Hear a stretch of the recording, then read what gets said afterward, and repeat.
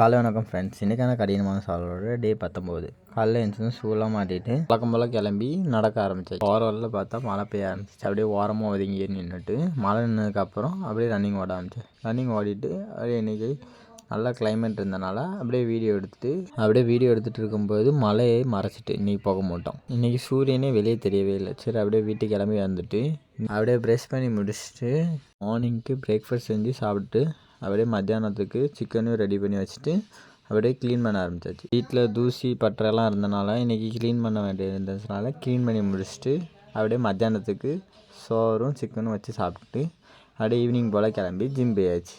Gym போயிட்டு இன்றைக்கான work out பண்ண ஆரம்பித்தாச்சு. இன்றைக்கான லெசன் என்னென்னா, எல்லாருக்கும் ஒரே மாதிரி லைஃப் அமைஞ்சிடாது. ஒவ்வொருத்தருக்கும் ஒவ்வொரு லைஃப் தான். அதனால் நீங்கள் உங்களுக்கான கோல் தேடி அந்த லைஃபுக்காண்டி ஓடுங்க. உங்களுக்கான கோல் ஏதாச்சும் இருக்கும். நீங்கள் படைக்கப்பட்டது ஏதாச்சும் ஒரு காரணத்துக்காண்டி தான் படைக்கப்பட்டிருப்பீங்க. அதனால் அந்த தேடி ஓடுங்க. அப்படியே ஒர்க் அவுட் முடிச்சுட்டு இன்றைக்கான கண்டிஷனை பார்த்துட்டு நைட்டு டின்னருக்கு சப்பாத்தி சாப்பிட்டு இன்றைக்கான 4 லிட்டர் தண்ணி குடிச்சு முடிச்சுட்டு நாளை முடிச்சாச்சு. பாய் ஃப்ரெண்ட்ஸ், நாளைக்கு சந்திப்போம்.